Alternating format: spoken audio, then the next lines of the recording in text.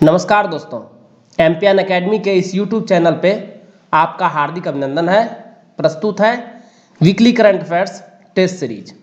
इस वीडियो में हम लोग 8 से लेकर 15 जनवरी 2021 तक के समसामयिक घटनाक्रम पर आधारित 30 महत्वपूर्ण मल्टीपल चॉइस क्वेश्चंस को हिंदी और इंग्लिश दोनों भाषाओं में व्याख्या के साथ हल करेंगे। पहला प्रश्न है, टॉम टॉम ट्रैफिक इंडेक्स 2020 में दुनिया का सबसे भीड़ भाड़ वाला शहर कौन है? World's most congested city in the TomTom traffic index 2020 is. The right answer is option number D, Moscow, रूस की राजधानी। दूसरे स्थान पर भारत की आर्थिक राजधानी मुंबई रही। टॉम टॉम ट्रैफिक इंडेक्स ने 57 देशों में 416 शहरों में यह अध्ययन किया है। इसके अलावा शीर्ष 10 में से 2 अन्य भारतीय शहर हैं, बेंगलुरु और नई दिल्ली। बेंगलुरु है 6ठे नंबर पे और नई दिल्ली 8वें स्थान पे। हेनले पासपोर्ट सूचकांक 2021 में भारतीय पासपोर्ट को कौन सा रैंक मिला है? What is the rank of Indian passport in Henley passport index 2021? The right answer is option number D. सही जवाब है इसका 85 रैंक। स्कोर मिला है भारत को 58। शीर्ष स्थान पे है जापान। इस देश के पासपोर्ट धारक विश्व भर के 191 देशों में पूर्व वीजा के बिना भी यात्रा कर सकते हैं। सेकेंड रैंक पे रहा है सिंगापुर। आप लोएस्ट में देखेंगे तो सबसे बॉटम पर है अफगानिस्तान। भारत की पहली स्वदेशी मशीन पिस्तौल का नाम क्या है जिसे भारतीय सेना और DRDO द्वारा संयुक्त रूप से विकसित किया गया है? What is the name of India's first indigenous machine pistol developed jointly by Indian Army and DRDO? The right answer is option number A. अस्मी नाम है इसका। स्वदेशी रूप से निर्मित इस पिस्तौल का इस्तेमाल वर्तमान में रक्षा बलों द्वारा प्रयोग की जा रही 9mm पिस्तौल के स्थान पर किया जा सकता है।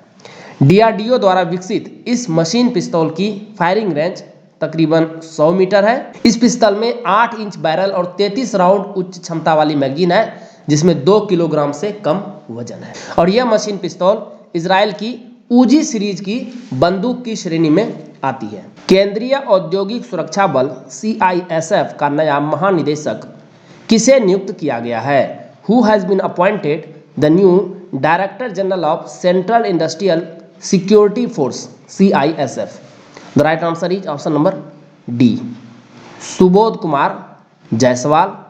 ये 28वें डायरेक्टर जनरल बने हैं। 8 जनवरी को इन्होंने पदभार ग्रहण किया। इससे पहले ये मुंबई में पुलिस महानिदेशक के रूप में कार्यरत थे और इन्हें यह पद राजेश रंजन की सेवानिवृत्ति के बाद दिया गया है। विश्व की सबसे पुरानी गुफा कला की खोज किस देश में की गई है? In which country has the world's oldest cave art been discovered? The right answer is option number D, Indonesia में। तस्वीर देखिए, यह चित्र सुलावेसी द्वीप पर एक सुदूर घाटी में लियोंग ट्रोंगे गुफा में पाया गया है। यह चित्रकारी कम से कम 45,500 वर्ष पुरानी है। यह चित्रकारी लाल गेरुए रंग से की गई है। इसमें एक जंगली सुअर को छोटी सी शिखा और आंखों के सामने सींग सदृश आकृति के साथ दर्शाया गया है। यह संभवतः किसी सामाजिक संघर्ष या अन्य सुअरों के बीच संघर्ष की संभावना को व्यक्त करता है। दोस्तों, एमपीएन एकेडमी ने 67वीं बीपीएससी प्रीलिम्स के लिए करंट अफेयर्स की पूरी तैयारी कर ली है। आप जैसा कि जानते हैं 66वीं बीपीएससी में एमपीएन एकेडमी के करंट अफेयर्स PDF की परफॉर्मेंस बहुत ही शानदार रही थी।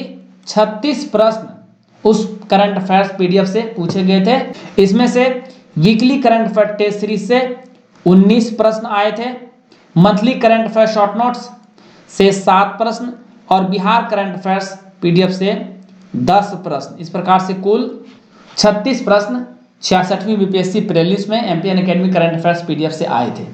तो उसी प्रकार की तैयारी हमने 67वीं बीपीएससी के लिए की हुई है। दोस्तों, आप सभी जान रहे हैं कि weekly current affair test series प्रत्येक रविवार शाम को 6 बजे प्रसारित होती है। उसके अलावा Bihar current affairs monthly video आपको मिलती है। इसकी PDF संपूर्ण व्याख्या के साथ आपको प्रोवाइड की जाएगी और साथ साथ में monthly current affairs short notes जिसकी वीडियो नहीं जारी होती है, PDF के रूप में मिलता है। इस प्रकार से कुल 50 PDF आपको weekly current affair test series के मिलेंगे, जिसमें 12 महीने के लिए 48 weekly current affair test series हो गए, एक इकोनॉमिक सर्वे और एक यूनियन बजट का होगा। उसी प्रकार से बिहार करंट अफेयर्स में 14 PDF मिलेंगे, 12 महीने का Bihar monthly current affairs PDF और साथ में एक इकोनॉमिक सर्वे और एक बजट का, और monthly current affairs short notes आपको 12 PDF 12 महीने का मिलेगा। दोस्तों इसके लिए बहुत ही मामूली शुल्क रखी गई है जिसे हर कोई अफोर्ड कर सकता है। एक ही बार आपको पे करना है 600 रुपीज़ और आपको संपूर्ण व्याख्या के साथ करंट अफेयर्स का ये बहुप्रतीक्षित PDF BPSC प्रीलिम्स के लिए मिलेगा। इसके लिए आपको करना क्या है, बैंकिंग डिटेल देखिए यहाँ पर दी गई है।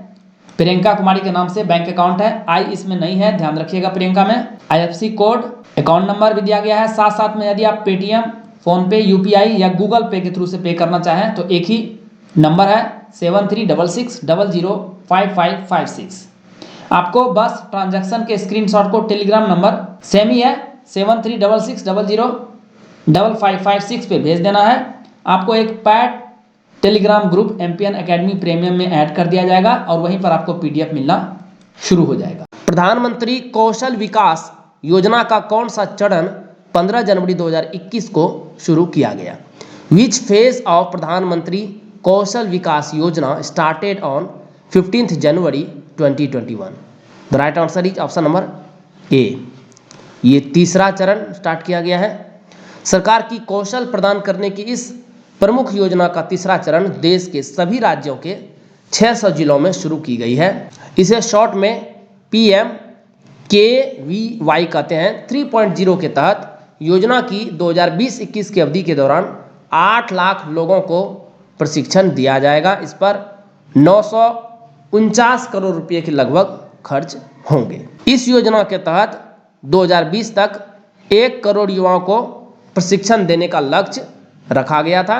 प्रथम चरण इसका 15 जुलाई 2015 को विश्व युवा कौशल दिवस के मौके पर लॉन्च किया गया था। इस योजना का उद्देश्य ऐसे लोगों को रोजगार मुहैया कराना है जो कम पढ़े लिखे हैं।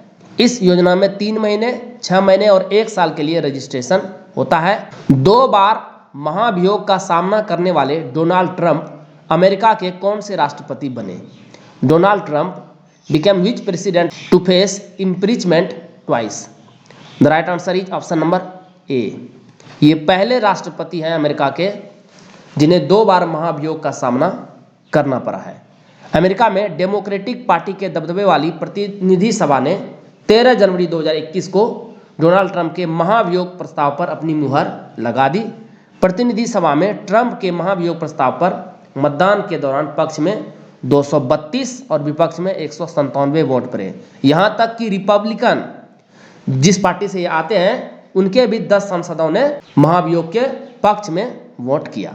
इन पर समर्थकों को राजद्रोह के लिए उकसाने का आरोप लगाया गया है। कहा गया है कि ट्रंप ने अपने समर्थकों को कैपिटल बिल्डिंग, जो कि संसद परिसर है, की घेराबंदी के लिए तब उकसाया जब वहाँ इलेक्टोरल कॉलेज के मतों की गिनती चल रही थी और लोगों के धावा बोलने की वजह से यह प्रक्रिया बाधित हुई। इस घटना में एक पुलिस अधिकारी समेत 5 लोगों की मौत हो गई और सीनेट का ट्रायल 9 फरवरी 2021 से शुरू हुआ।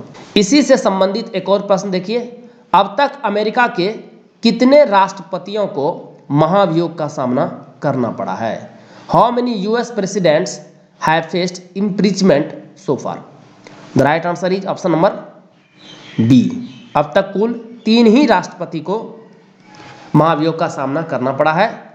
सबसे पहले थे एंड्रयू जॉनसन, उसके बाद बिल क्लिंटन और ये महाशय हैं तीसरे। अमेरिका में राष्ट्रपति को पद से हटाने के लिए 100 सदस्यीय सीनेट में 2/3 बहुमत की आवश्यकता होती है, लेकिन अमेरिका के 243 साल के इतिहास में किसी भी राष्ट्रपति को महाभियोग द्वारा पद से अब तक नहीं हटाया गया है। डोनाल्ड ट्रंप को पिछली बार 2019 में महाभियोग का सामना करना पड़ा था। Bureau of police research and development की रिपोर्ट के अनुसार देश भर में कुल पुलिस बलों में महिलाओं का प्रतिशत कितना है?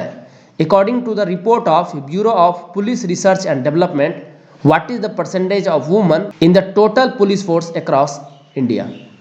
The right answer is option number A 10.3%। देश भर में पुलिस फोर्स की कुल तादाद है 20,91,488, जिसमें 2,15,504 महिलाएं हैं। राज्यों में बिहार पुलिस में महिलाओं की सबसे ज़्यादा भागीदारी है 25.3%।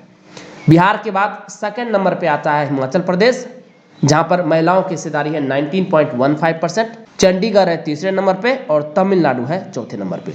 लोएस्ट में देखेंगे तो जम्मू और कश्मीर में पुलिस में महिलाओं की हिस्सेदारी सबसे कम है 3.31%, और उसके बाद सेकंड नंबर पे लोएस्ट में आता है तेलंगाना 5.11% के साथ। किस देश द्वारा एक फ्यूचर सिटी द लाइन का अनावरण किया गया है जहां किसी भी तरह का कार्बन उत्सर्जन नहीं होगा? विच country has unveiled the line, a future city where there will be no carbon emission of any kind? The right answer is option number C, Saudi Arabia. Crown prince Mohammed bin Salman ने बताया कि यह Saudi अरब की $500 billion की NEOM परियोजना का हिस्सा है। इस शहर में सड़क और कारें भी नहीं होंगी।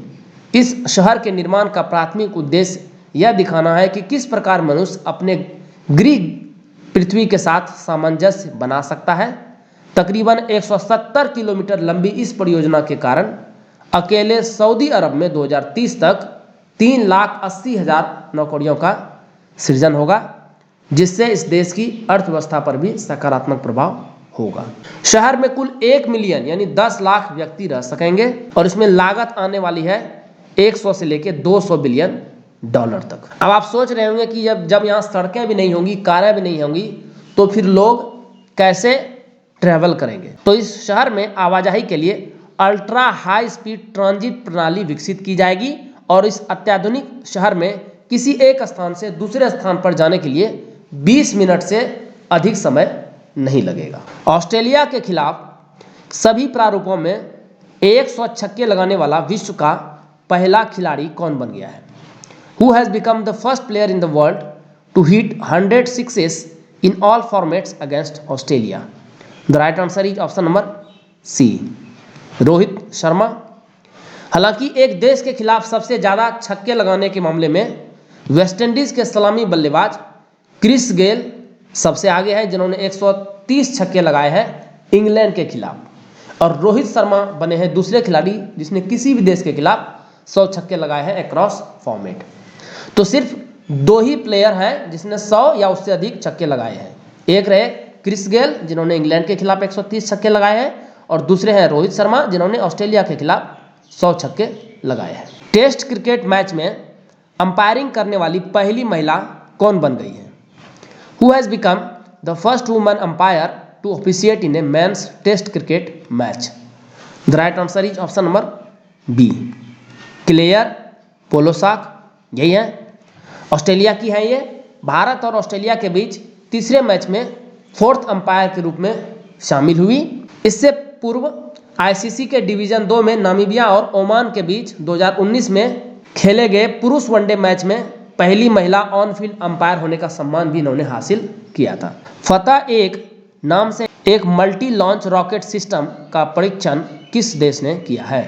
Which country has tested a multi-launch rocket system named Fateh 1? The right answer is option number B. यह टेस्ट पाकिस्तान द्वारा किया गया है। आधिकारिक सूचना के मुताबिक पाकिस्तान में स्वदेशी रूप से विकसित इस हथियार प्रणाली को तकरीबन 140 किलोमीटर की सीमा तक पारंपरिक युद्धपोत ले जाने में सक्षम बनाया गया है। हालांकि पाकिस्तान की सेना द्वारा इस हथियार प्रणाली की विशिष्टताओं से संबंधित कोई भी जानकारी साझा नहीं की गई है। पाकिस्तान के इस कदम को भारत द्वारा अपनी पारंपरिक क्षमता बढ़ाने की दिशा में किए जा रहे प्रयासों की एक प्रतिक्रिया यानी रिएक्शन के तौर पर देखा जा सकता है। प्रसिद्ध भारतीय अमेरिकी वेद मेहता जिनका निधन हाल ही में हो गया का संबंध किस क्षेत्र से था? The famous Indian American Ved Mehta who passed away recently was associated with which field? The right answer is option number C, ये लिटरेचर से, साहित्य से। ये एक लेखक थे। 9 जनवरी को न्यूयॉर्क में 86 वर्ष की आयु में इनका निधन हो गया। वैसे इनका जन्म लाहौर में हुआ था। इनकी पहली पुस्तक फेस टू फेस 1957 में प्रकाशित हुई थी। मैक आर्थर पुरस्कार के फेलो और British royal society of literature के सदस्य वेद मेहता ने 1961 से लेकर 1994 तक द न्यूयॉर्कर के लिए एक लेखक के रूप में काम किया। विश्व स्वास्थ्य संगठन द्वारा इबोला वैक्सीन का भंडार किस देश में स्थापित किया जा रहा है? In which country is the Ebola vaccine stock being established by the World Health Organization? The right answer is option number D, Switzerland में। यह एक यूरोपीय देश है। डॉक्टर्स विदाउट बॉर्डर्स, यूनिसेफ और International Federation of Red Cross जैसे अंतर्राष्ट्रीय संस्थान भी इस कार्य में WHO की सहायता करेंगे। इसके अलावा WHO ने अपने अन्य भागीदारों के साथ मिलकर मेनिंजाइटिस और येलो फीवर की वैक्सीन का भी भंडारण किया है। ध्यान में रखिएगा कि इबोला वायरस की खोज सबसे पहले 1976 में इबोला नदी के पास हुई थी, जो अब कोंगो में आता है। किस देश ने दुबई शाही परिवार के सदस्यों के लिए अंतर्राष्ट्रीय स्तर पर सुरक्षित पक्षी हुबारा बस्टर्ड का शिकार करने की अनुमति देने वाले विशेष परमिट जारी किए हैं? Which country has issued special permits allowing members of the Dubai royal family to hunt the internationally protected bird houbara bustard? यही है houbara bustard. The right answer is option number B, Pakistan ने special permit जारी किया है।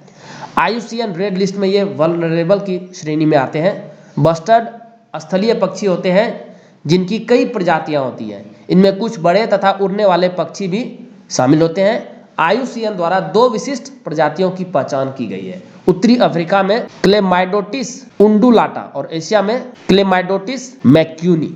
राष्ट्रीय सांख्यिकी कार्यालय NSO द्वारा जनवरी 2021 के प्रथम सप्ताह में जारी राष्ट्रीय आय के पहले अग्रिम अनुमान के अनुसार वित्त वर्ष 2020-21 में भारत की GDP में कितने प्रतिशत की गिरावट का अनुमान है?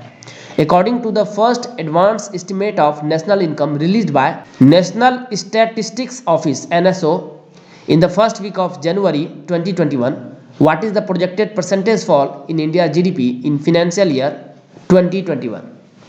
The right answer is option number C, 7.7% की गिरावट यानी निगेटिव GDP। कृषि को छोड़कर अर्थव्यवस्था के लगभग सभी क्षेत्रों में गिरावट आएगी।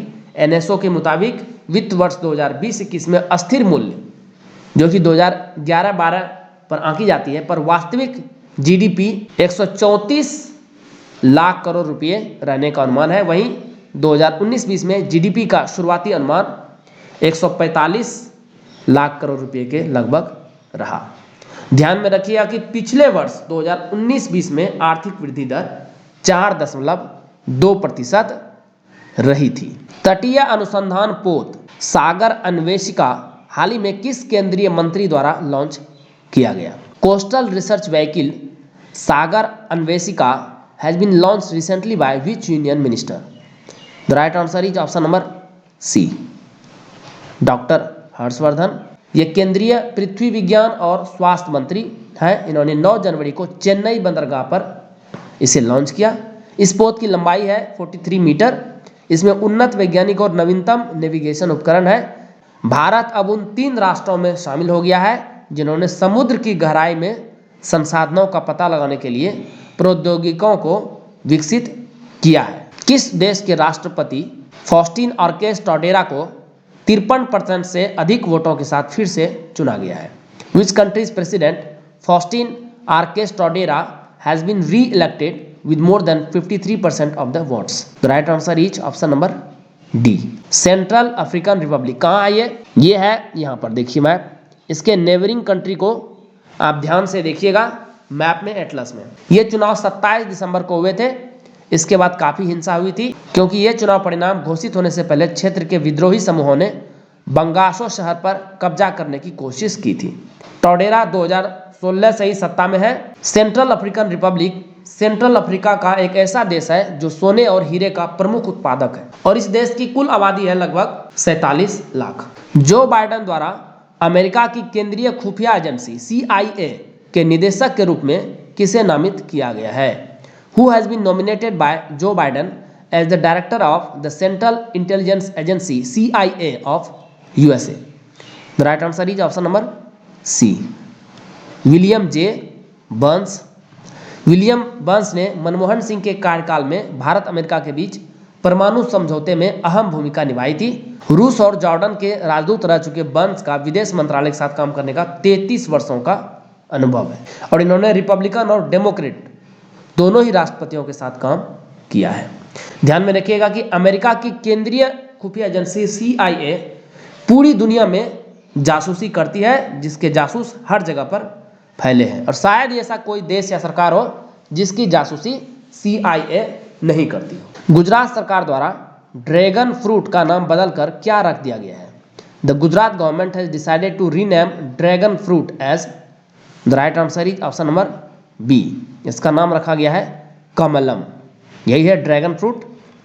ड्रैगन फ्रूट दक्षिण अफ्रीका और मध्य अमेरिका में पाए जाने वाले देसी जंगली कैक्टस की प्रजाति का एक फल है। इसे पिटाया या पिटाहाया कहा जाता है वहाँ। अब ये प्रश्न उठता है कि गुजरात सरकार ने इसका नाम क्यों बदला है? तो गुजरात के कच्छ, नवसारी और अन्य हिस्सों में किसान ड्रैगन फ्रूट की खेती करते हैं।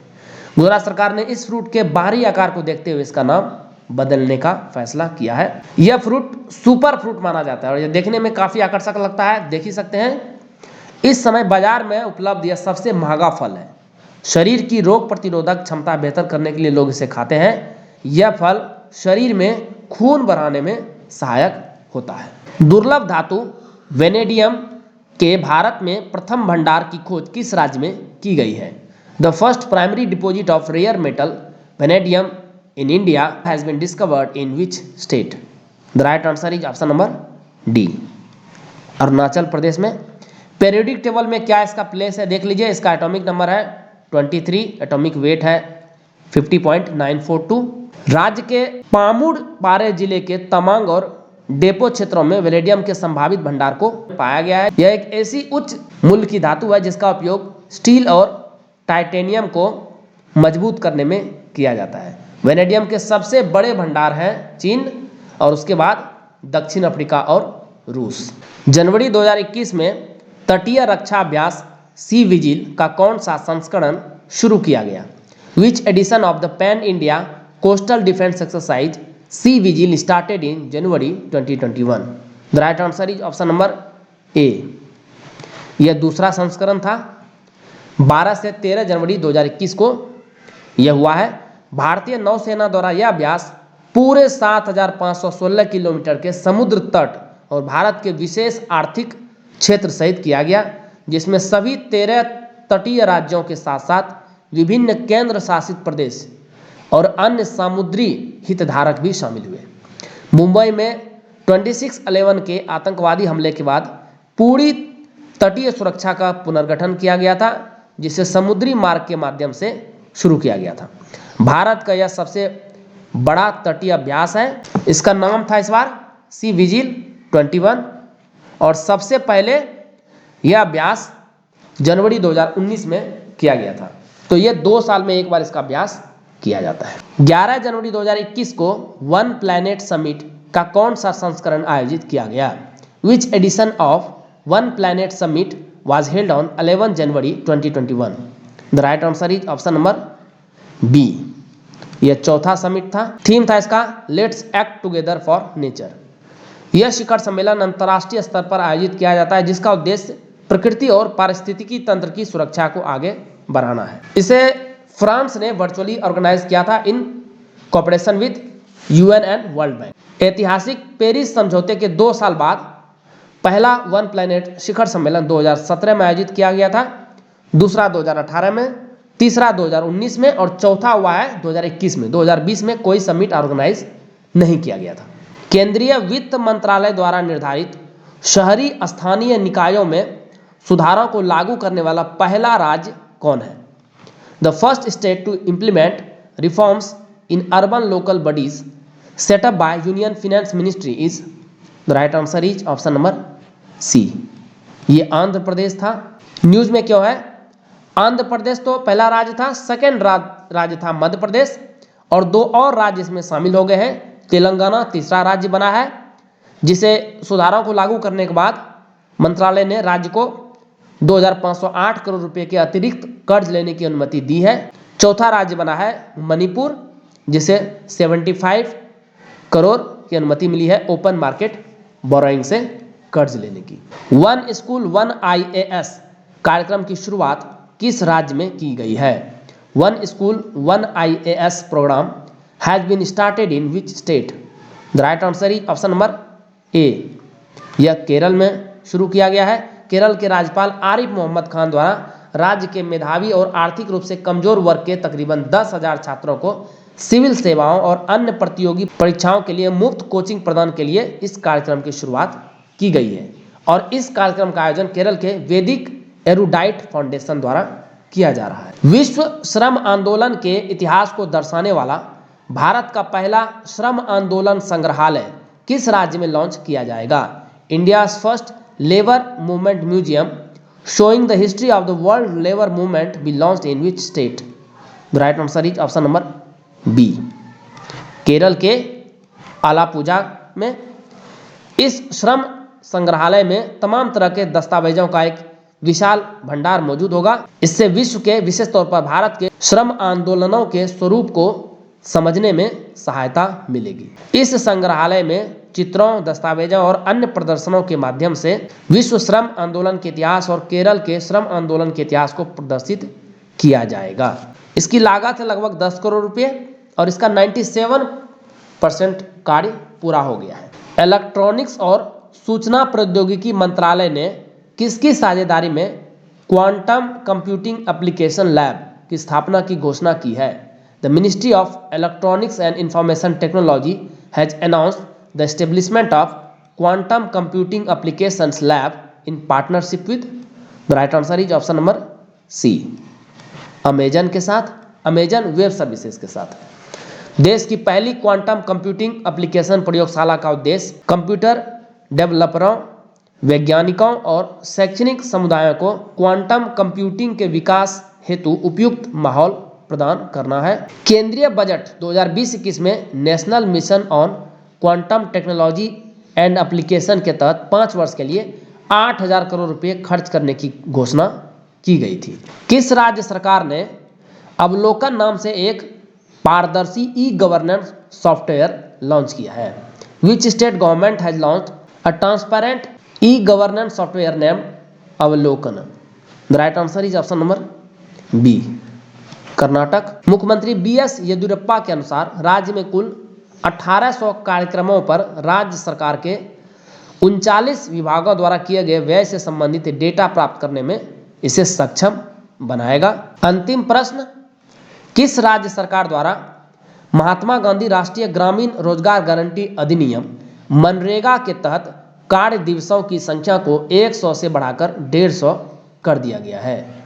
विच state government has increased the number of working days under the Mahatma Gandhi National Rural Employment Guarantee Act MNREGA from 100 to 150? The right answer is option number C, Uttarakhand. राज्य में कुल 12 लाख जॉब कार्ड प्रदान किए जा चुके हैं। इसके अलावा मुख्यमंत्री त्रिवेंद्र सिंह रावत ने राज्य में बेरोजगार लोगों को सहायता प्रदान करने के लिए उत्तराखंड आजीविका ऐप भी लॉन्च किया है। Kindly write down your score in the comment section. All the best for your exam preparations.